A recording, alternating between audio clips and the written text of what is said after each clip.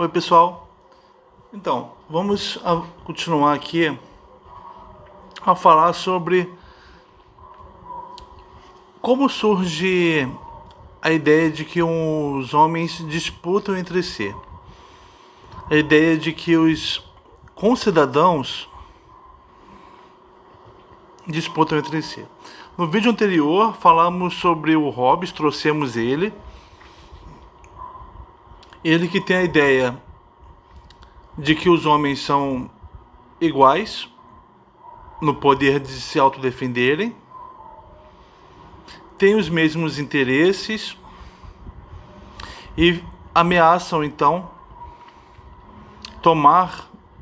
invadir a propriedade um do outro. Então os homens abrem mão do poder de se autodefenderem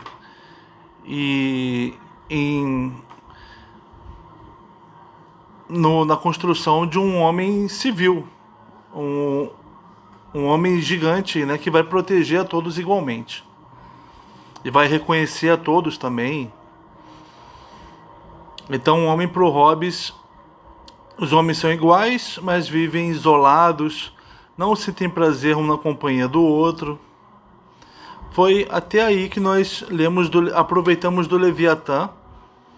Pode ser que ele diga que o homem vivendo no estado descubra um prazer na convivência do outro. Vamos ver o que ele vai dizer mais pra frente. Mas agora eu quero voltar para a República do Platão.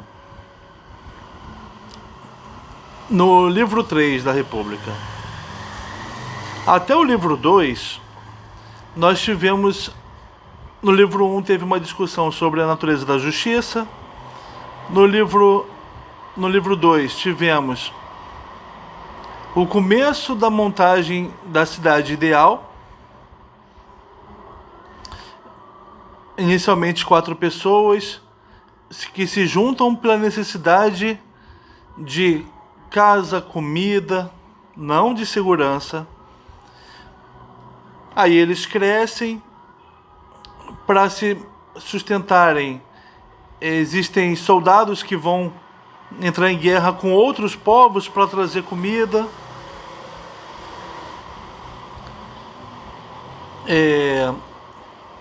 Esses soldados... Então não existe disputa interna, porque cada um tem uma função ali.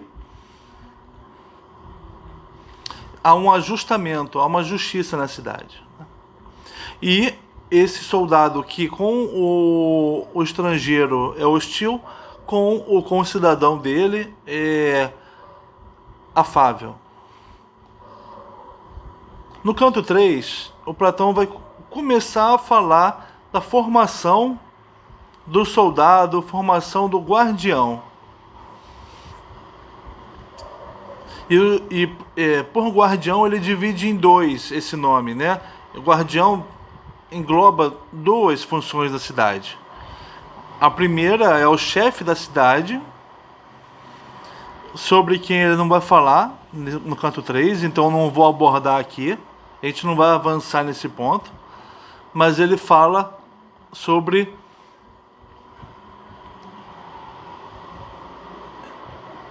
o soldado. O soldado. A formação do soldado. Platão começa dizendo que o soldado deve ser formado desde criança, ouvindo discursos que louvem os deuses e louvem os heróis. Discursos que não atribuam aos deuses e aos heróis disputas entre eles e deles com os homens. Discursos que não imputem vício, desejo por prazer.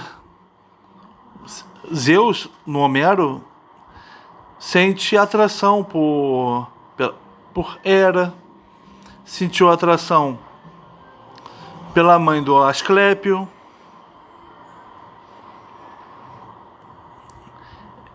assim como sentiu atração pela mãe de Apolo. Não, os deuses eles devem ser para a criança em formação um exemplo de virtude, um exemplo de temperança. Temperança é a palavra-chave. É saber comer, saber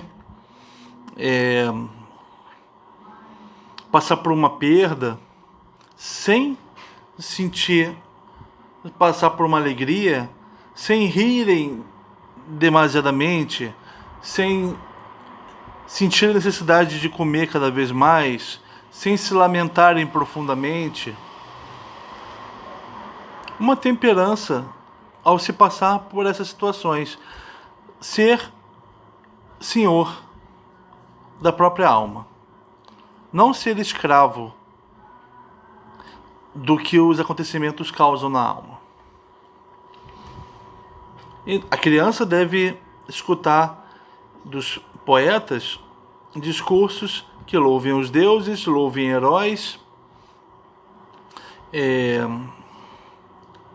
O primeiro, então, aspecto da formação da criança é a poesia, é o discurso em louvor, que louva quem deve ser louvado. A poesia que tem uma parte que é musical e tem uma parte discursiva. O que eu falei até agora é sobre o discurso. O bom discurso. O bom discurso, ele precisa vir acompanhado de harmonia.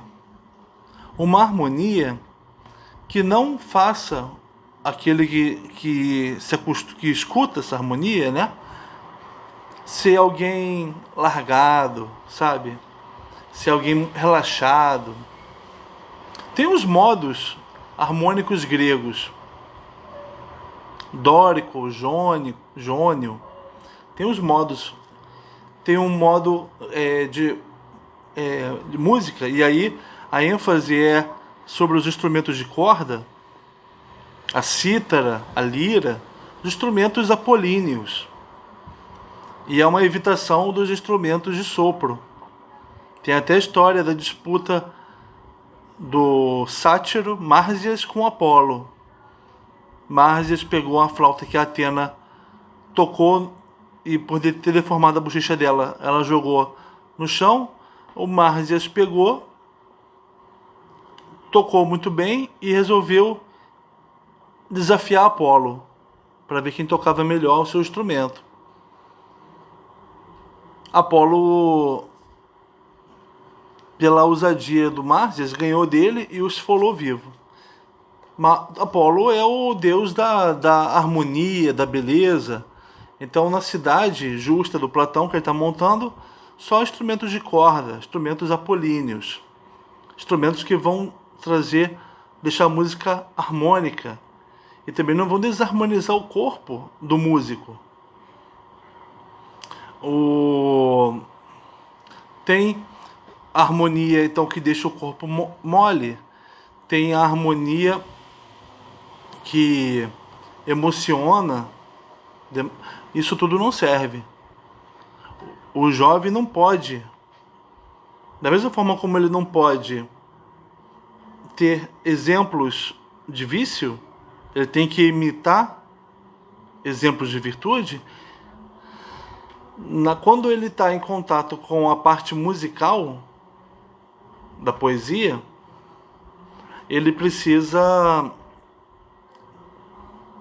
não ser lânguido, nem se deixar levar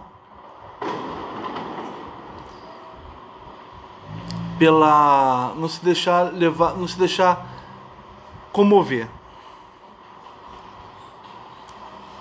Ele deve escutar aquela música, e a música deve inspirar nele o espírito guerreiro. Essa é a primeira parte da formação do guardião. E aí o Platão comenta principalmente o Homero, como os poemas do Homérico precisam ser adaptados para se formar o jovem moderado ou temperado, né?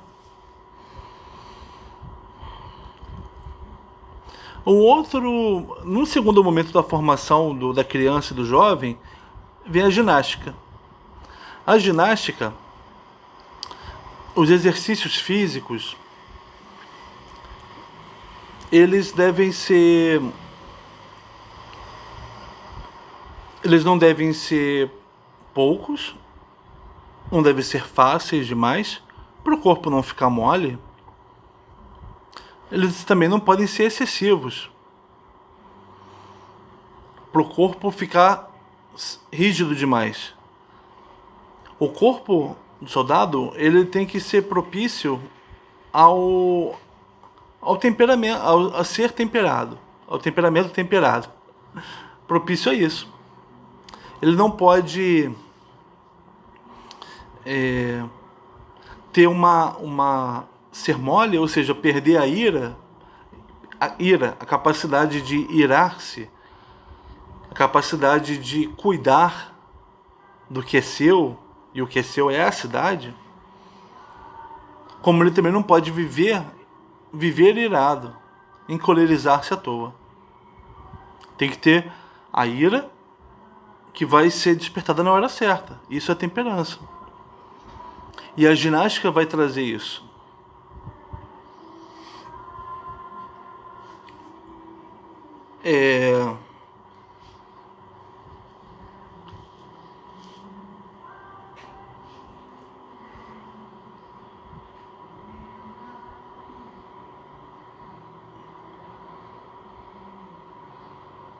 O guardião da cidade, ele deve saber que ele nasceu e foi criado como um irmão. Ele deve escutar isso, que é uma falsidade, mas é o que vai fazê-lo ter um senso de cuidar daqueles que cuidam do mesmo lugar que ele cuida. O guardião cuida da cidade, em que ele cuidam do solo, da terra onde ele surgiu. E ele cuida também daqueles que surgiram na mesma terra, porque são irmãos dele. E esse soldado, voltando à formação dele, a criança, ela que vai se formar para ser o guardião, né? Ele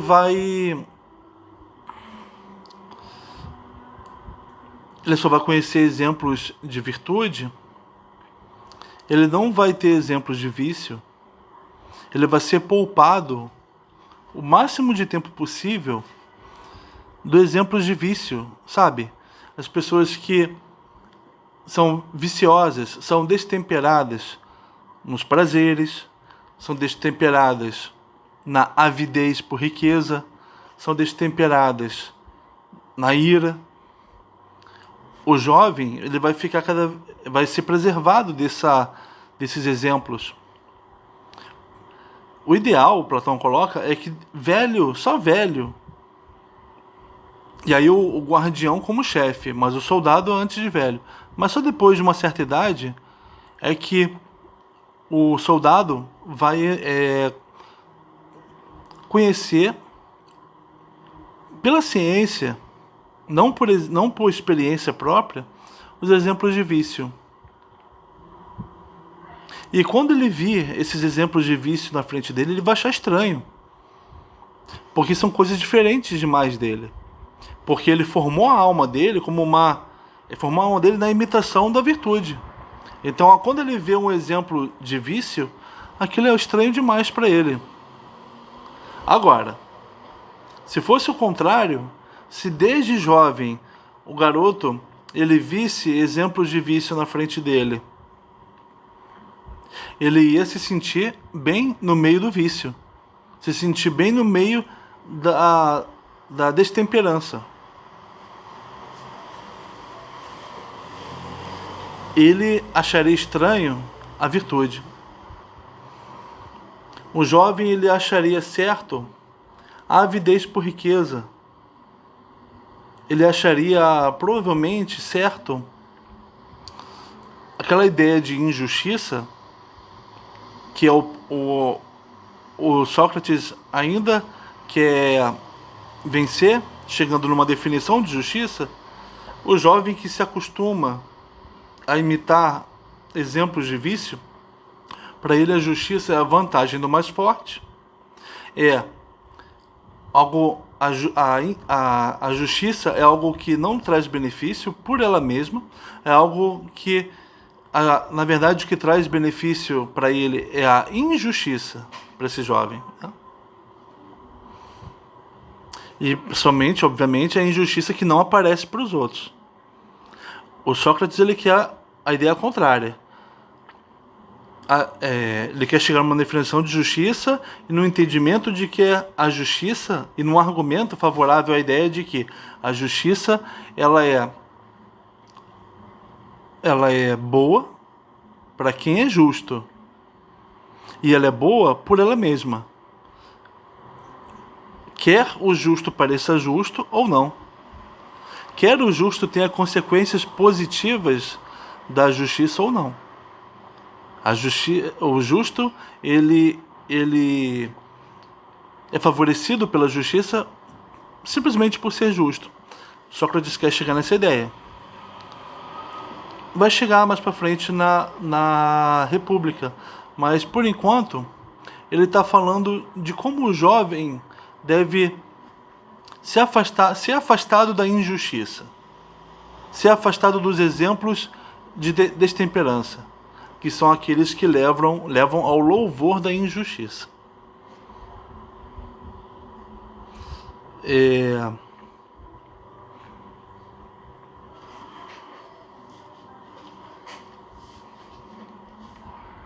Aí o Sócrates fala que o soldado, ele é formado, o soldado e o chefe, ele é formado de prata e ouro.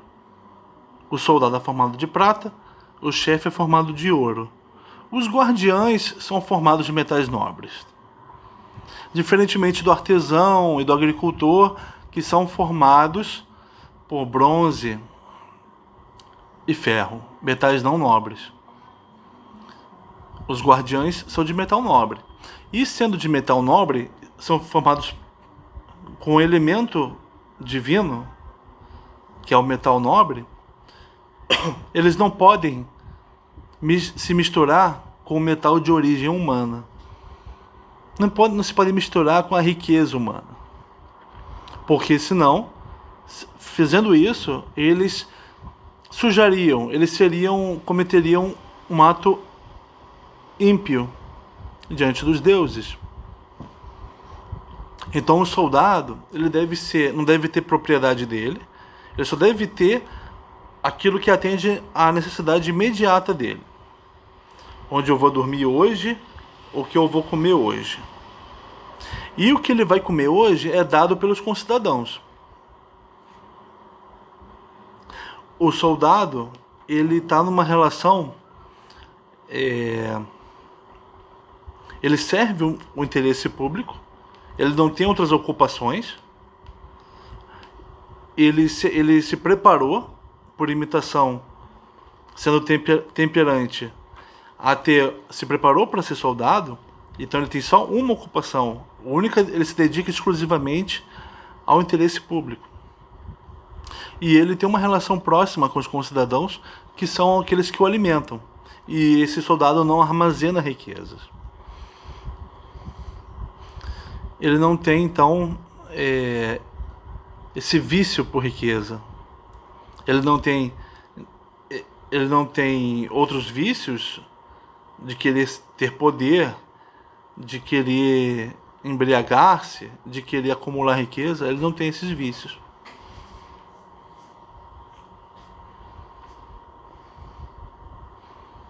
ele não tem exemplos de vício para ele,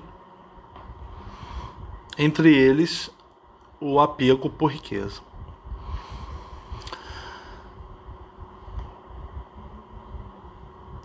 O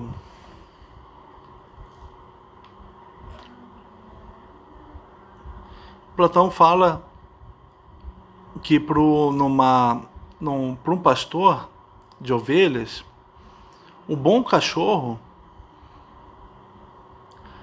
é aquele que não intimida as ovelhas. É aquele que ajuda a pastorear as ovelhas.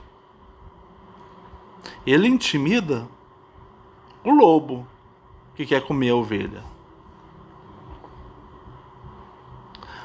O bom cachorro jamais é o lobo para as ovelhas. Ele é o cão. Ele é o fiel. Ele é o benevolente. Ou seja, ele dá de si. Ele trabalha pelo seu interesse. Esse é o bom soldado. Ele é senhor de si mesmo, ao se manter longe de vícios, para se manter à altura do serviço público, do interesse público. Se a gente for pensar então no conflito entre os homens, como surge o conflito entre os homens, se a gente pegar o que discutimos antes sobre o Hobbes, de que os homens têm o mesmo interesse e disputam entre si, o Hobbes, mais de 1500 anos depois de Platão, um outro modo de ver as coisas. Eu não estou comparando com Platão. Estou tentando seguir aqui uma linha de raciocínio para pensar nas disputas entre os homens. Como o homem é visto como um ser está em disputa, um indivíduo que tem disputa com o outro. Para o Hobbes, a disputa ocorre porque os homens são iguais em poder. E aí eles erguem um Estado. Para o Platão, os homens são diferentes. Cada um tem sua função na cidade. Um homem não acumula funções.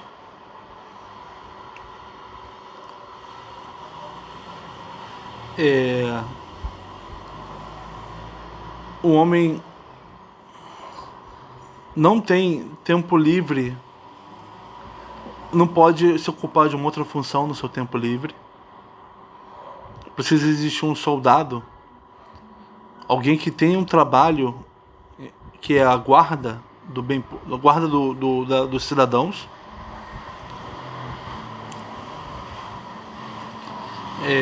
E ele é diferente dos outros homens. Ele foi formado, ele teve uma alma, tem uma alma diferente dos outros homens. Ele teve uma formação totalmente diferente dos outros homens. Inclusive, a criança, a quem se imagina estar preparando para ser guardião, ele passa por testes, tentando provocar medo nele, tentando provocar busca por prazer nele, e se observa o quanto ele consegue ser guardião de si mesmo. Se ele não consegue, não pode ser guardião da cidade. Se ele consegue, está num caminho para ser guardião da cidade. Então, os homens são completamente diferentes um do outro, e eles se ajustam mutuamente. A alma que foi a alma que é harmônica no corpo, formado por ginástica, na alma formada pela música, o discurso em consonância com a alma, essa harmonia de cada indivíduo também corresponde a uma harmonia da cidade, formada de pessoas diferentes. E o que pode gerar disputas aí, até agora o que foi dito no texto, é de vícios. Olha, um cidadão ter vício e entrar em disputa com outros, isso ocorre. O que não pode ocorrer são os guardiães terem vícios e disputarem uns com os outros e disputarem com os concidadãos. Não pode ter um guardião viciado em riqueza ou que se sinta bem se sinta bem com outros exemplos de vício, de falta de temperança. Aí você pensa nos guardiães que nós temos. Será que eles são guardiães mesmo? Será que eles são guardiães de si mesmos? Ou eles já surgem de um contexto de vício? Se você pensar no...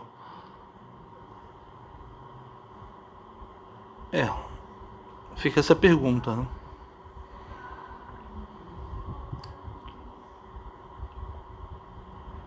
Então Platão ele fala de pessoas diferentes, os indivíduos são diferentes,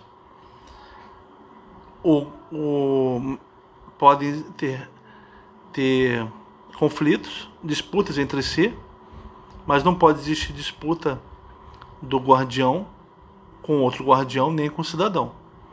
O guardião tem que se manter temperante. Ele não pode ser tendente, buscar o prazer, buscar a riqueza. Ele não pode ser odiado pelos concidadãos. Ele não pode ser temido pelos concidadãos. O guardião jamais pode ser temido pelos concidadãos. Ele jamais pode ser o iniciador de uma discórdia. Ele tem que ser um apaziguador de discórdia.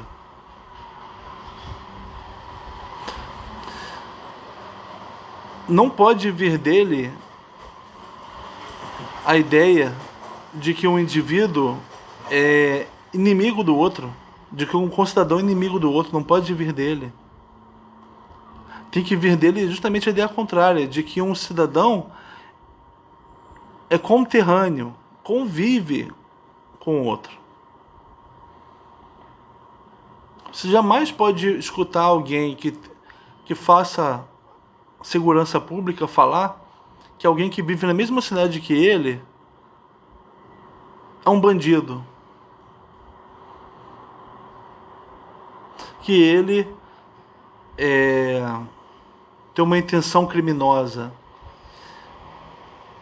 O agente de segurança pública ele tem que dizer que ele tem que dizer que as pessoas vivem em harmonia. E vive mesmo. A cidade é feita muito mais de entendimento do que desentendimento. Senão a gente se destruiria. E o agente de segurança pública tem que ser o primeiro a dizer isso. Você não sai de casa? Não consegue trabalhar? Então. Mas por que ele não diz também? Porque tem gente que não pode sair de casa para trabalhar, não sabe nem se vai ter transporte. Tem gente que não tem segurança. Mesmo. E muitas vezes essa insegurança é causada pelo próprio policial, que, acostumado à ideia de que um homem é inimigo do outro, ele também é o inimigo do seu concidadão. E ele explora criminalmente e cria insegurança para esse concidadão. Então o guardião, além de dizer que um homem é inimigo do outro, ele ensinar isso para as pessoas, ensinar que elas vivem em conflito. Ele é aquele que produz o conflito. O guardião produz o conflito nas nossas cidades. Ele não resolve os conflitos, ele não apazigua, ele cria os conflitos. Porque ele não é guardião de si mesmo. Mas isso eu não estou falando que a culpa é de um indivíduo. Eu estou falando da figura do guardião. Como todos nós, inclusive quem ocupa essa posição, pensamos que o guardião, ou um guarda, um soldado, é alguém que sempre está participando de uma guerra dentro de casa.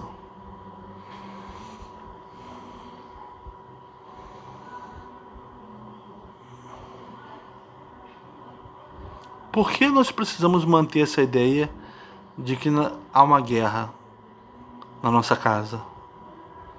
Há uma guerra na cidade.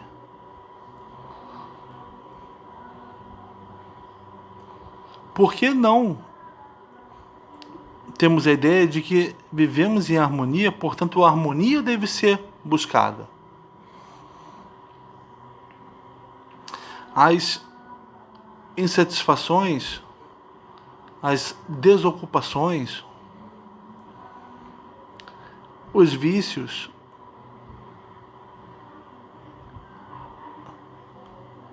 não devem ser a nossa imagem da cidade. Aquilo que destrói a cidade não deve ser aquilo que pra gente define a cidade. A cidade precisa ser vista por nós como, se não como harmonia, porque não é, o esforço por construir uma harmonia, o esforço por construir uma paz, o esforço por construir uma justiça, uma participação de todos no benefício próprio e no benefício público.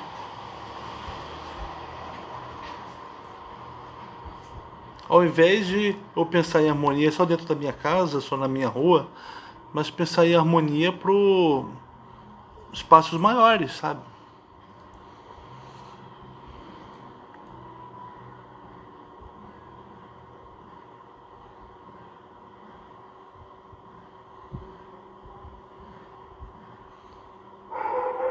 Então ficamos por aqui.